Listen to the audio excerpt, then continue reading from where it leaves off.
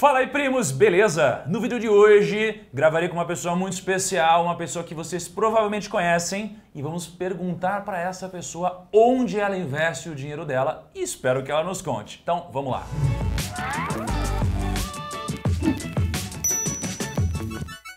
Primos, estou aqui com a Bea Aguilar. Bea, que prazer te ter aqui no canal. Prazer é meu, primo. Obrigada por me dar essa oportunidade de vir aqui no seu canal. Que isso, é uma honra para mim, é uma honra para os primos. Espero que você compartilhe muita coisa com a gente e que todos nós aprendamos. Aprendamos? É isso, Kaique? Tá certo, tá ótimo. Aprendamos?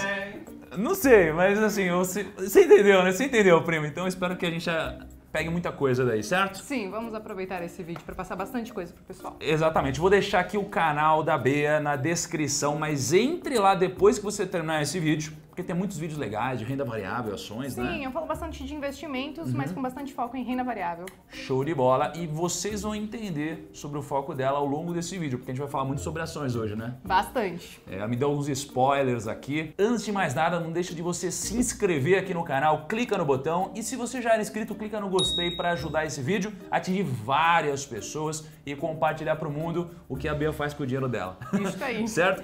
E Bea, vamos lá, você vai contar pra gente então o que você faz com a sua grana de verdade, nada de miguezinho. Não tem porque dar migué, né? Não vai mudar nada na minha vida, meu dinheiro tá lá rendendo ou não rendendo, até porque é renda variável, né? Então, enfim, isso aí. vamos falar a verdade do que eu faço com o meu dinheiro, né? Então vamos lá. Bea, o que eu quero te perguntar? Você investe a sua grana como? Que pergunta complexa. Agora é hora de chocar as pessoas. Não, mentira. Eu gosto muito de renda variável. Tá. E claro que são períodos, assim. Lá em 2014, ok, eu tinha bastante grana em renda fixa. Só que essa grana, ela foi vencendo, a nossa taxa de juros caiu bastante e eu achei que não compensava renovar essa renda fixa. Tá bom. E o que acontece é que hoje eu tenho 100% da minha carteira em renda variável. Entendeu? E aí, 100% da sua carteira ainda variável? 100% em renda variável. Rapaz. Mas assim, eu vou explicar um contraponto, porque eu sempre digo, você tem que ter uma reserva de emergência para você poder entrar no mundo dos investimentos, principalmente na renda variável. E aí você pensa, poxa, mas a reserva de emergência não tem que ser, sei lá, numa renda fixa, em alguma coisa mais líquida?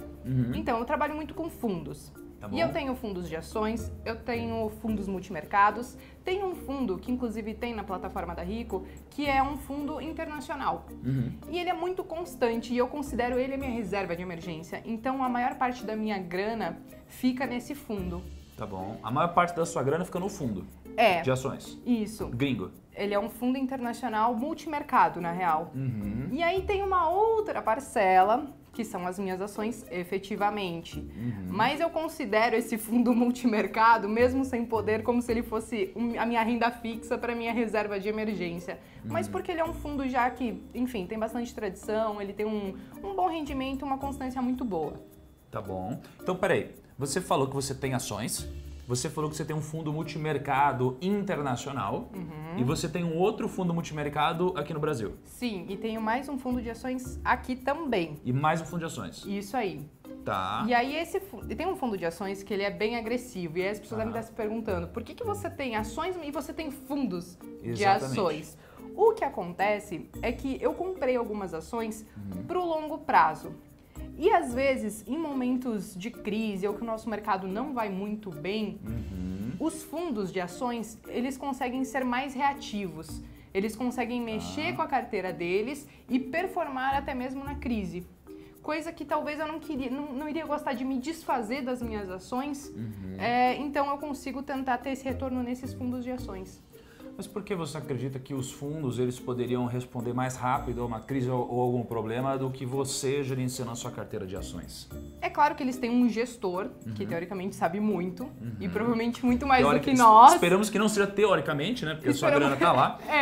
E eles sabem sim muito mais que a gente. E claro que por questão de grana eles conseguem ser reativos, eles conseguem se proteger nesse sentido.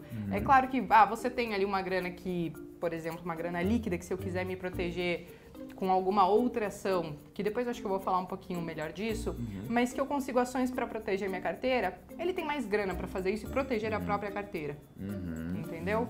Então ele consegue encontrar esse balanço em momentos de crise e consegue ganhar mais grana ainda quando o mercado aí tá pra frente, que eu acho que quando a bolsa tá subindo é difícil as pessoas realmente perderem dinheiro. Tá, então antes de a gente entrar um pouquinho mais na minha visão sobre fundos e pra gente até conversar um pouquinho mais sobre isso e eu entender um pouco mais profundamente o racional por trás dessas decisões que você tomou, eu queria retomar um pouquinho a questão do fundo de emergência, né? Porque o que eu estou imaginando aqui? Eu estou imaginando imagina que você precisa de algum dinheiro, você precisa de grana, né? E isso daqui inevitavelmente vai acontecer ao longo da sua vida, porque a única certeza que a gente tem é que não existe imprevisibilidade. A imprevisibilidade é previsível, vai acontecer alguma coisa. Seja para o bem ou para o mal, né? Porque às vezes você precisa de uma grana por um motivo negativo, mas às vezes acontece igual aconteceu comigo, que apareceu uma oportunidade de um imóvel avaliado em um valor 7 vezes maior e apareceu uma oportunidade para eu comprar por muito menos, tá? É uma oportunidade. Então, em algum momento, você se sente tentado ou você é obrigado a resgatar o seu dinheiro. Só que quando você está investindo no mercado de ações, por mais que você acredite na carteira que você tem ou nos seus ativos, existem momentos espetaculares e existem momentos mais espetaculares ainda, que para mim quando cai não é ruim, porque eu compro mais, mas existem os momentos também que se você resgatar e não puder comprar mais, você pode sofrer um pouco. Claro. Então, como que você lida com isso? Porque eu estou imaginando em 2008, vai. Sim. Uma crise, ou imagina que rola uma crise daqui a 1, 2 anos. Essa é um ataque você vai resgatar a sua grana? Então, por isso que existem os fundos. As ações eu tento não mexer e me utilizar, que nem desses períodos de baixa, para tentar me posicionar de novo.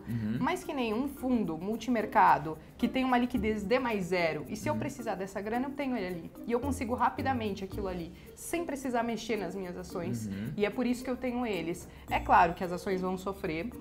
Ninguém gosta de perder dinheiro, a gente vai sofrer junto, mas a gente tem que ter essa estratégia de talvez aproveitar esses momentos de baixa para fazer como você faz também, tentar se posicionar e tentar não mexer nessa grana das ações e sim pro outro lado. Tá. Aí, nesses fundos, então, multimercado, então, deixa eu ver se eu entendo, eles são multimercado de fato, então a posição deles não é 100% em ações, eles têm também um pouco de renda fixa, etc. Isso aí. Então, quando você for resgatar, você vai tirar de dentro deles. Então, provavelmente, no fundo, eles vão resgatar de algum título de renda fixa. Então, por mais que tenha uma oscilação ali dentro, é porque, obviamente, é como se fosse uma carteira completa ali, que tem ações de renda fixa, você pega resgate e sai daqui. Isso é aí. assim que você faz. Isso aí. Legal, bacana.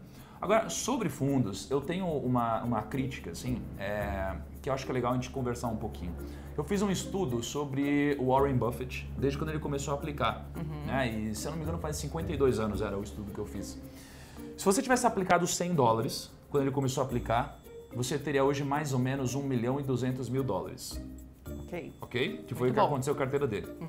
Se você tivesse tido a mesma rentabilidade do Warren Buffett, só que aplicando em um fundo tradicional no Brasil de ações, que geralmente tem 2% de administração e 20% de performance, que é um fundo competitivo de ações no Brasil, né? E nos Estados Unidos também, inclusive. Sim.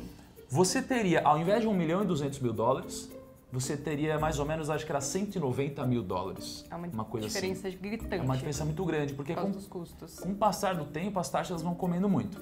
Sim. Então, se a gente fosse olhar só para isso, nossa, caramba, é uma diferença muito grande. Mas, por outro lado, você precisaria ter a mesma rentabilidade que o Warren Buffett, o que também é muito difícil. Sim, né? Chegar ao patamar dele. Por vários motivos. Sim. Né? Só que eu acredito também que os fundos, se a gente for fazer um estudo sobre eles, eles dificilmente são bons sempre. Quando eu digo sempre, no longo prazo. Sim. Né? Então, é muito difícil você achar um baita gestor, né? Tipo um Stuberg, você pega lá um ADA, etc. É muito difícil você achar um bom gestor por muito tempo. Porque os bons fundos que eu vejo, eles são fechados.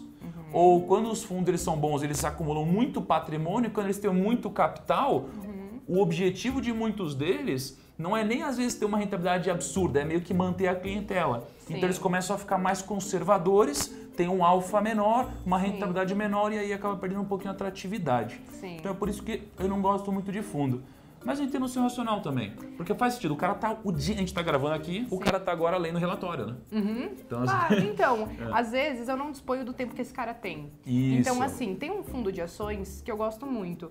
E ele, ano passado, performou mais de 60%, entendeu? Às vezes, ok, a sua carteira pode ter performado também mais do que 60%, porque o mercado, acho que ano passado, esse ano, a gente tá mais otimista e torna um pouquinho a coisa mais fácil. Mas é um cara que eu sei quem é o gestor, eu estudei sobre o fundo, eu acompanhei esse fundo. Podemos falar qual é o fundo aqui para os primos? Podemos. Eu acho que você já falou desse fundo aqui no canal. Eu já falei, mas é que você não falou. É o Alasca. E aliás, Kaique, bota na tela aí, porque mostra pra galera quem que trouxe o Alasca pra Rico aí. Depois, a Rico tem muitos fundos, mais de 30 gestores diferentes. Só que tem alguns fundos que eu gosto no mercado que eu vi que não tem na plataforma da Rico. O que eu fiz? Cheguei e falei, Rico, por favor, vamos colocar esses fundos que eu gosto. Então tem um fundo que eu gosto que chama Alaska Black. Até o meu primo oficial, digamos assim, ele gosta muito desse fundo e não tinha aqui na Rico.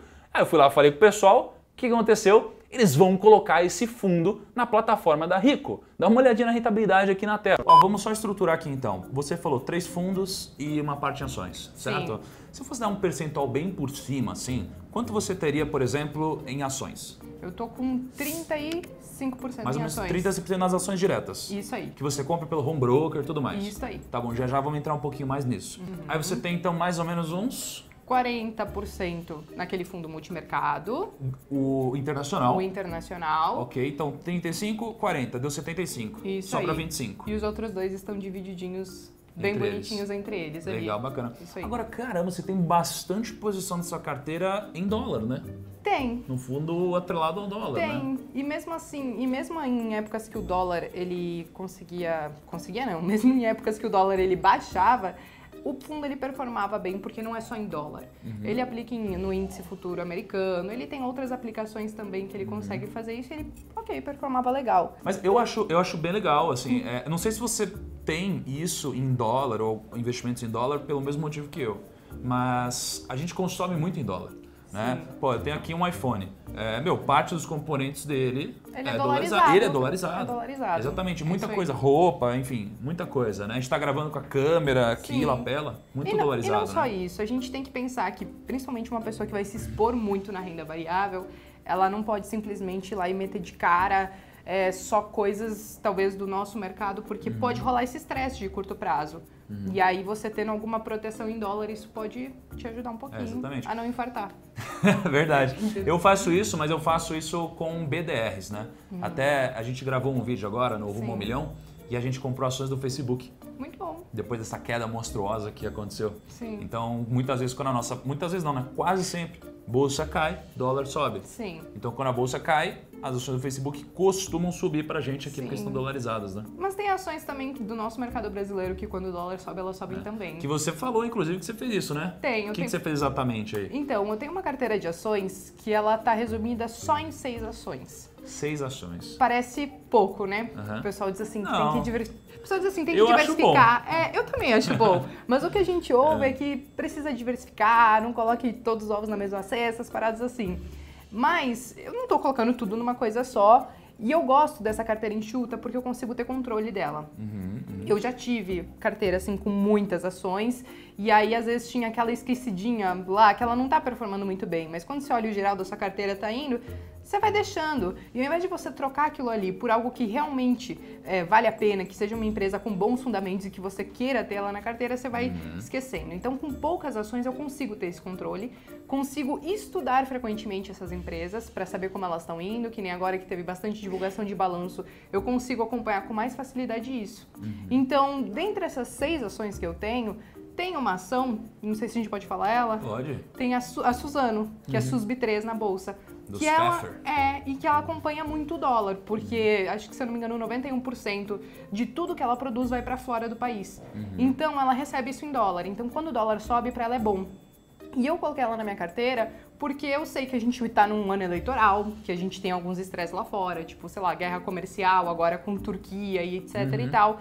E quando tem esse estresse e o dólar sobe, ela consegue ser esse contraponto na minha carteira. Sim, entendi. Entendeu?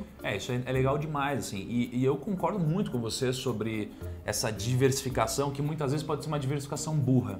Por quê? Porque as pessoas elas vão entrar no mercado de ações ou em qualquer mercado e elas ouvem o tempo todo que elas precisam diversificar. Então, às vezes, assim, eu quero comprar essa ação porque eu acredito. E às vezes elas não acreditam ou não conhecem a fundo nenhuma outra ação. Só que, como dizem pela Diversifica, ela começa a comprar um monte de coisa que ela não conhece. Compra quase o Bovespa inteiro. Isso. E não só isso. Às vezes, ela tem, o que você falou, ela tem pouquinho dinheiro em algumas coisas, a ponto de não motivar ela a fazer mudanças. Então, não que eu acredite que deve mudar o tempo todo, mas se você compra algum ativo, de repente mudou o fundamento e não faz mais sentido, mas você tem tão pouco lá a ponto de não te machucar, você às vezes não vai trocar esse ativo. É dinheiro mal investido. É dinheiro mal investido. E, inclusive, às vezes as pessoas cometem um grande erro, na minha opinião, que elas não diversificam, elas pulverizam. Né? Então, assim, temos alguns ativos, a gente diversifica. Chega uma hora, né, que o risco não sistêmico, que é o risco intrínseco a cada setor, ele não é mais diluído. Sim. Né? Então, a gente tem que tomar cuidado. Não adianta a gente comprar milhares de ativos diferentes. Por exemplo, na minha carteira, eu gosto de diversificar em setores e não tanto na quantidade. Tipo assim, eu gosto do setor de banco, eu gosto do setor de varejo e assim eu vou diversificando. Tudo bem, eu tenho, sei lá, 2 ações de banco, que geralmente é o preferido de todo mundo.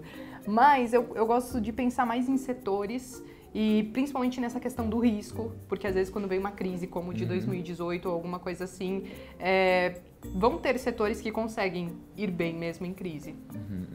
Sofre na maioria das vezes, quase todo mundo, mas tem setores que não sofrem tanto, vamos dizer assim.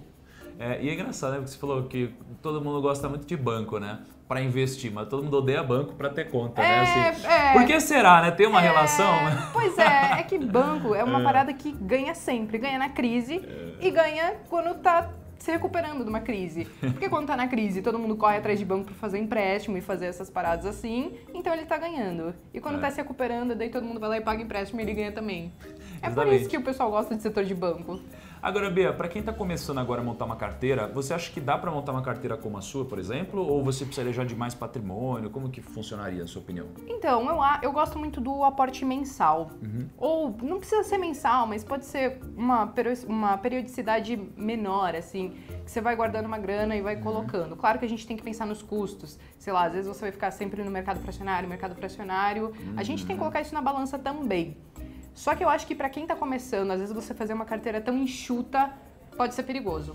Pode ser perigoso. No sentido de que a gente tem que ter um certo know-how, um certo conhecimento para ser assertivo nas nossas escolhas. Não é certeza de nada porque é renda variável, mas às vezes a pessoa que está começando, então eu vou colocar lá só em 3 ações e aí ela às vezes ainda não aprendeu tudo que tinha para aprender para realmente escolher 3 ações boas. E aí ela pode acabar sofrendo nesse caminho. Pra gente finalizar aqui, Bea, eu queria que você falasse 2 coisas. Primeira, qual foi o melhor trade que você já fez? E explica o que é um trade, às vezes, pro primo mais iniciante. A gente pode falar de day trade ou a gente fala de trade no sentido de swing trade realmente? Swing trade, vamos fazer uma operação, né? Tem uma ação que eu criei amor e, na verdade, eu tenho ela até hoje. Mas antes de eu realmente fazer um bom trade nela, né? Eu perdi dinheiro nela. Foi Banco do Brasil. Foi, na verdade, a minha primeira ação. E eu comprei ela num topo histórico lá em 2014, achando que o cenário político não ia ser o que se desenrolou. E ela veio valer R$13, depois de eu pagar R$31. Então eu perdi bastante dinheiro nela, mas depois eu aprendi com os erros, eu estudei melhor essa empresa e eu recomprei ela nessa baixa dos R$13. E aí eu segurei ela, tô com ela e até hoje eu acho que esse foi o meu melhor trade, sem dúvida. Tá custando quanto hoje?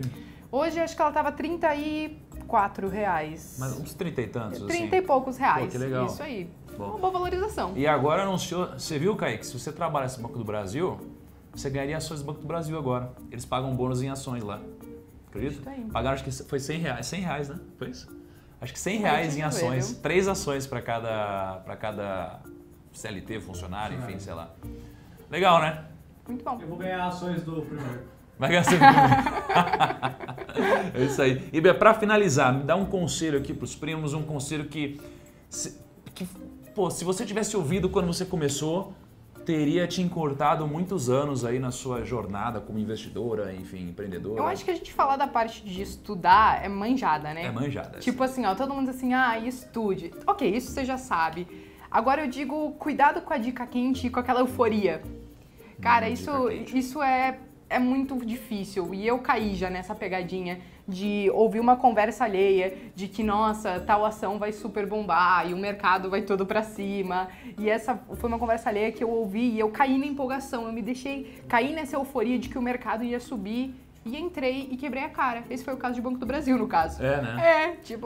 Porque essa dica aí, ela realmente nunca funciona, porque essa dica quente não existe, né? Não. Senão, quando tá todo mundo recomendando, ou quando é uma dica que tá todo mundo dando, é porque, é um efeito manada, claro, e que geralmente você vai perder dinheiro como a maioria das pessoas. Eu acho que a gente tem que aprender a resistir a essas tentações e realmente tentar olhar com o racional o mercado e não com o emocional. A vontade de pegar uma dica quente e achar que vai ficar rico do dia pra noite. Não é assim que vai funcionar. Exatamente. Bea, muito obrigado por ter vindo aqui no canal participar.